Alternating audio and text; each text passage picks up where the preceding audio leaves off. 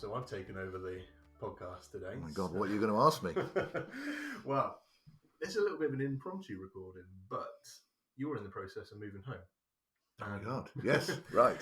And I thought, actually, just hearing you talk about it, because you tell me every single day what's going on, which is really boring, not annoying at all. No. I thought it'd be really good to actually hear your experiences, because you haven't moved in 17 years, have you? So actually, we're helping people do this stuff every single day of the week, but you're now going through it yourself. Okay, well, now listen, ladies and gentlemen, I didn't know this was going to happen, so bear with me. The story is, so every year Joe comes up to our house for Christmas, and he keeps telling Mum and I that we're rattling around, and it's time we moved. I think he's after the Stallard fortune, but when I got my gas bill in January this year, I thought, yeah, Joe, you might have a point, actually. We are spending a lot of money on energy, as a lot of people are now, and that may be the catalyst for this. The next problem I had was to convince Mrs. Stallard that we actually needed to move, because she said, well, I'm not rattling around. So we need to convince Mrs. Stallard that we need to move. But more importantly, where and to what. And I just tentatively, like you do, I tentatively flew a few properties across her bows, shake of the head, carry on watching the TV. Okay, that isn't going to work. And then I chanced on one in a town where Joe's mum and I actually met and married in Devizes in Wiltshire. And I flew this across her, and she said, I like that.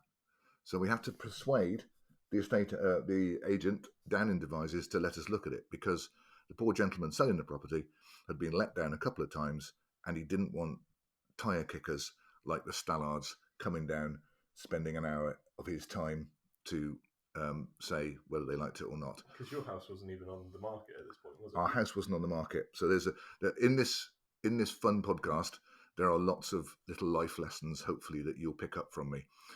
So the first message was, don't give up, because I then wrote a long email saying why Claire and I should go and look at this property.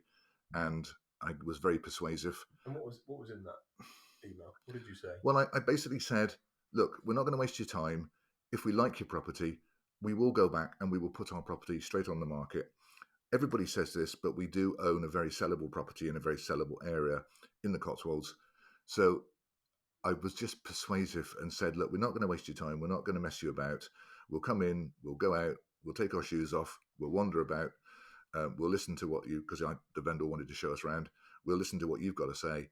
And if you could just give us 20 minutes, hopefully it will be beneficial for all parties.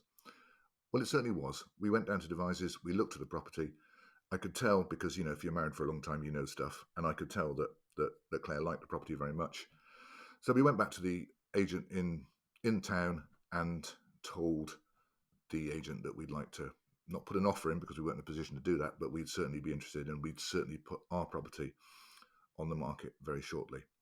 So I think lesson number 1, don't give up. Lesson number 2, find out what the other half wants. And I know that sounds bleeming obvious, but I actually didn't really realise that what Joe's mum wanted more than anything else was to be quite close to a town centre. We're just turning 65 now, and we don't want to be doing this again. This will be a last move. So listen to what your partner wants and really understand. Obviously, if you can make it work between you, great. So we could, because I was happy as long as the property was in good order. That was another prerequisite of Claire's. And also near to a town that we like, and a town that we know, and friends that we know. We didn't really want to move to an area where we knew no one, because that would be a new start. So this is all about a downsizing exercise. Okay, interesting. And how's that gone? Oh boy. Right. So most people of our age, of our generation, will understand that they probably have a loft, and the loft is full of stuff. It's full of your stuff. It's full of your children's stuff. Your children are not in a particular hurry to see you come and get it and take it away. So we have been literally, I am now on personal friendship terms with John at the tip. We know each other well. We pass the time of day most Sunday mornings, and I sort of look longingly at stuff I pour into the tip, never to be used again. And then I think to myself, well, we're going to a house that's probably half the size of what we live in at the moment. We cannot take it with us. Were we going to use it? No. So, Mark, get over yourself. Put it in that tip. I think just so people don't think you're a terrible person as well, you have offered a lot of this stuff to charity shops. Oh, yes. yes. I'm a friend of Facebook marketing, Facebook Marketplace. That's been very, very good. And we have given a lot to charity. We've particularly used the Door in Stroud, a wonderful homeless charity organisation for the young struggling children and young adults in Stroud. So they've been most helpful and taken lots of stuff. I'm a little bit like, the guy on the Great Escape who's trying to get the sand out of his trousers as he walks around the compound. We're trying to find new charity shops, new places to get rid of stuff. It's quite a challenge, I tell you. But it's quite cathartic in a way. I have enjoyed coming home with an empty boot and empty back seat on those Sunday mornings. So that's been a challenge. So to set the scene, you haven't completed yet. No. But you've got a relatively small chain. Yep. And you're in the legal stages at Yep. the moment. Tell us about listing the property and how you chose your agent. I'm not saying to tell us who the agent is and don't share anything you don't want to, but how did you go about making that choice and actually getting the property on the market? I think doing the things that you do, so you're looking for a local reputation. We'd spoken to an agent last year. We were very impressed with the way that agent presented herself. And so it was easy for us because we went back to her. We asked her out again this year, in 2023, in January 23. She knew the property. She was professional in her delivery to us, telling us the kind of marketplace to expect, the kind of price to expect. She asked us to put the price down a little bit deliberately to generate interest. I have a friend who's got a property on at the moment, and he's gone high, and he's getting not very many viewings, and he's saying, okay, that's all right, Mark, I don't really mind, because the viewers will all come out at Easter time. My problem with that, Joe, is that, and it's a personal opinion, my problem is that his house will have been on the market for quite a while at that stage. I think we hit it hard and fresh. There was one or two mutterings locally about we were underselling it, but actually we achieved the price, or to this day, we've achieved the price that we wanted to by generating competition. We made sure that the house was beautifully presented. Claire spent hours and hours cleaning it and making it look really nice. I liked it, actually. It's good. I think that if we don't sell a house, I must keep her up to that standard, because the house is really nice and tidy now. You're a brave man. I'll get in big trouble now. So we got, I think, 11 viewings. We had 4 offers, a couple of over asking price offers, and we showed the property nicely. We had it properly, professionally photographed. We had it professionally videoed, 3D videos, and we threw the proverbial kitchen sink at doing it. So only took a week or so, 2 weeks to sell? Yeah, 2 weeks to sell. Good area, good house, but also, I think, presented properly at the correct price. I think that's really important. Excellent. I think, Joe, I'd like to throw in a really big point here, probably tip number 3, if you like. As a mortgage broker, I've been doing this for more years than I can remember. As you correctly alluded to at the beginning of the chat, I've lived in the same house since 2006. Probably every mortgage broker should probably sell their house every 5 years, just to remind themselves of what the client has to go through. Now, we haven't had to go through anything bad, don't get me wrong, but it is a stressful occasion. The whole physical up to the tip malarkey. We haven't been going out seeing our friends or playing golf because we've been running to the tip. The whole, is she, isn't she? Are they, aren't they? Why hasn't someone phoned me back? What will the surveyor do when he comes to look at my property? So you're going through a roller coaster of emotions and thoughts in your head. And because I suppose it's been brought into bigger focus for me, because I have, in the last 20 years, thought that I've seen every possible situation arise. And I've always told my customers that there's always 1 or 2 bumps in the road before they get that magic exchange done. And most of those bumps are sorted. So there are always bumps in the road. We've had a little bump in the road. I will allude to that in a second. But it is a stressful occasion because people, I think, generally are too busy or can be too busy to communicate with you. and I'm not having a go at anybody here, but you want people to communicate with you. You want people to tell you what's happening, etc., etc. And you're also putting your faith. I've got all my chips now on the sale of this house. I've got all my chips are on red, basically, because, we've effectively in our heads, we've moved from Stroud to Devizes. And that's really important because that emotional side of it, has that surprised you?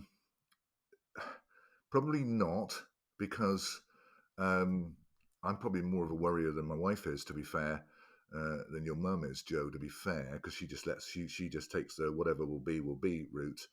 But as I say, I probably know too much, and I know where these things drop off. And I know I've seen people, I've had customers phone me up and say that they've had a survey done on their house and someone doesn't like the fact that the guttering needs repairing and now they're going to pull out. So I've heard all that stuff. So that does echo with me. I stress my buyers have certainly not done that. They've been nothing but super. But obviously there's always that worry that they might change their mind or something might happen. So you've got to be really strong, mentally strong with yourself about this. And I guess learnings for us as a brokerage, have you seen anything that from your experience you think we can be doing better to help people going through this? Yeah, this it's a really good question. And I think that it's the old chestnuts that you sometimes forget. Don't use jargon. My solicitor has certainly said stuff to me which I haven't really understood, and I've had to ask her to explain to me, which done obviously beautifully. But so that's jargony type stuff. So don't use jargon. We talk about ERCs to the customer. What on earth is an ERC? An ERC is an early repayment charge on their mortgage, but don't assume they know what an ERC is. Don't talk about souls because they're solicitors, and talk about solicitors, not souls, basically. And so, yeah, it's, I think, learn that also people want to be treated with respect. They want to be treated honestly. They want to be treated in a very timely fashion. So it's all the stuff that we know, that because we are focused on giving someone a mortgage and getting that mortgage, and probably dealing with a lender who sometimes will ask us silly questions, we sometimes forget there's actually a customer waiting for an answer or waiting for an update. Interesting. Yeah, no, I think it's a very, from all that you're saying, I think it's just that communication is key right across the board, right? Yeah. It's how you got in to view that property, and it's what would make your legal process as straightforward as possible, and probably everything in between, right? Yeah, I think tip number 5. So this is my little bump in the road here. Tip number 5. I'll give you a very brief synopsis on this. So in 2021, a tree in a wood opposite my house, over the fence, not on my land, a branch fell into my garden. We rang the company that owned the wood, and they very quickly and generously sent a man out quickly to sort it out. I thought he was going to come with his chainsaw, but he didn't. He came with his clipboard, and he looked at the tree, and he said he's got to talk to the local council about that tree because there's a tree preservation order on it, and he needs to come back in 3 weeks when they've given him permission to chop the branch down. Fine, no problem at all. Man arrived back with 3 other men. 4 cups of coffee were distributed. Branch was chopped down. Men shook hands, and they disappeared, and I forgot all about it. Only 2 days ago, I've now discovered that the solicitor on the other side has got a note in the searches or whatever that 8 Beale Close, my address, has a tree preservation order in our name with a Mr. Davis on it. Well, they said, well, what about this tree? Well, the tree is not mine. It's not in my land. It's just that someone has stuck our name on.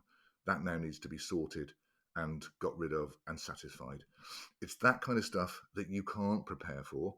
What you can prepare for is making sure, ladies and gentlemen, that you have a drawer full of receipts, guarantees, anything you've done to the property. If you've put new patio doors in, have you got a fencer certificate? If you put a wood burning stove in, have you got the correct HETAS documentation? Because trust me, more than ever now, and that's something I didn't remember happening in 2006, more than ever now, the solicitors on the other side will want all that documentation. So, be good house managers, I think, is probably the message there. Cool, fab. Well, we probably will revisit this when you, touch wood, have completed. Okay. But is there anything else you think would be useful for people to hear from your experience so far? No, I think I just want to wrap up by saying, be honest, Be straightforward, be organised, be kind, because that's important as well, and try and work with everybody on it as much as you can. Fab, good stuff. So a little bit of a change from the holiday let scene today, but hopefully that has been useful for everyone. As ever, any questions, any comments, get involved and let us know, and we'll certainly be more than happy to help where we can. Lovely. Thanks, Joe.